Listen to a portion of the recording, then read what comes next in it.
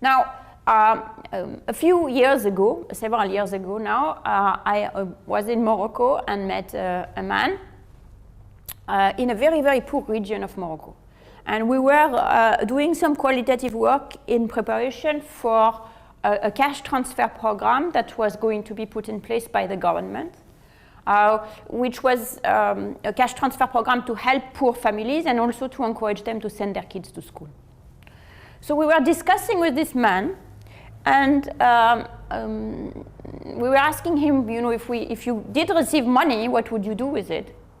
And he said, oh, I would buy food with it. So that seems a very good idea. And then I said, if you have more money, what would you do with it? And he said, I would buy more food with it. And so I thought to myself, but this is a very poor man. He's so poor that he has nothing to eat. And then he let me into his house. And in his house, he had a TV and a recorder and also an antenna for watching television.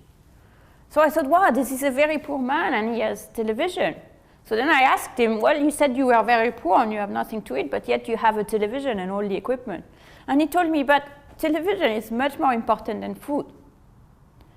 Now, we had the rest of the conversation, and he explained to me why it was the case, why it makes sense, and explained that this is a village where there is very little to do most of the time. He eats enough to survive. He's not, you know, this food is neither great tasting, not sufficient, but there is enough for it. But otherwise, life is super boring. So the television is kind of the source of a little bit of joy and entertainment for people, for him, his family, and people around him. Well, you can agree or disagree about the order of priorities, but what is clear is that it was his order of priority. If we think that he was telling us the right thing, so some people might have believed, well, it's just wrong. He bought this television on an instinct, on an impulse, and then once we give him more money, he's going to buy something else on an impulse.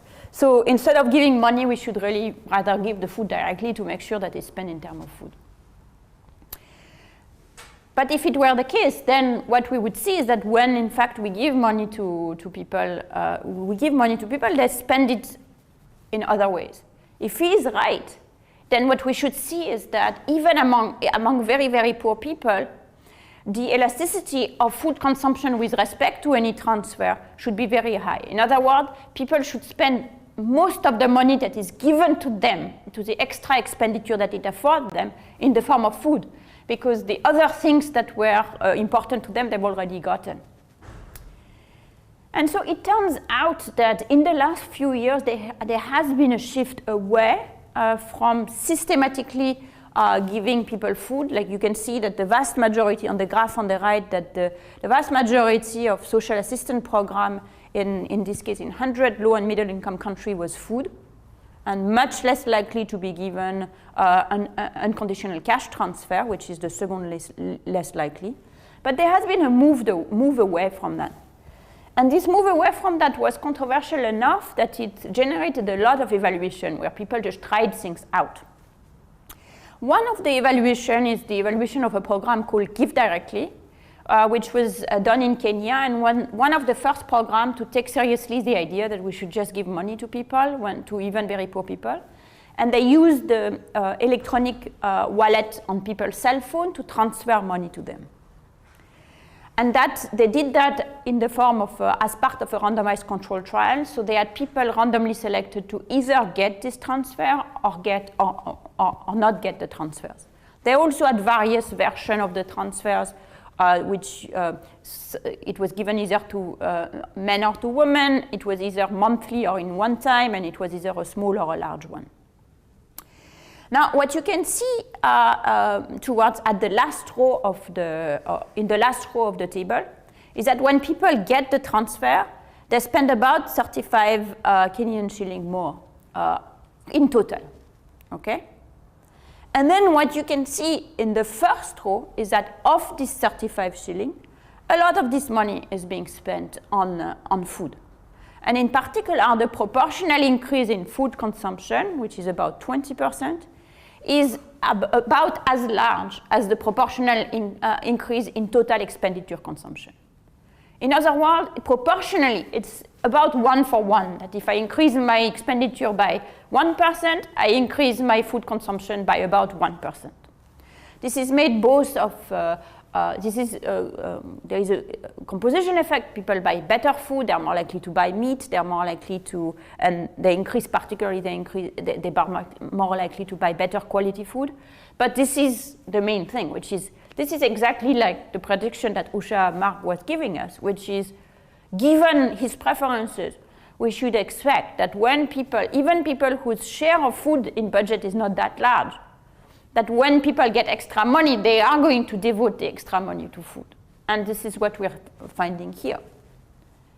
More generally, the IFPRI, International Food Policy Research Institute, conducted a number of experiments where they are comparing giving people food or directly versus giving people cash. And what they find across all of these experiments is that unless you find yourself in very remote places where it's just super hard to find food, in which case when you give people cash, they beat up the price of food and they don't manage to buy that much. But unless you find yourself in this situation, which is really only in very remote places, in very difficult famine conditions, when you give people cash, they spend the same amount of food as when you give people food. And therefore, it is actually turns out, just as a policy point of view, as an aside, it's much more efficient to give people cash because it's much cheaper to give people cash than to give people food. You don't have to procure it, you don't have to transport it, it doesn't get wasted, it doesn't get stolen, it's easier to administer and to control. So as a policy perspective, taking into, trusting people a little bit, that they know what's good for themselves, turns out to be not only, I think, respectful of them, but also efficient and fair.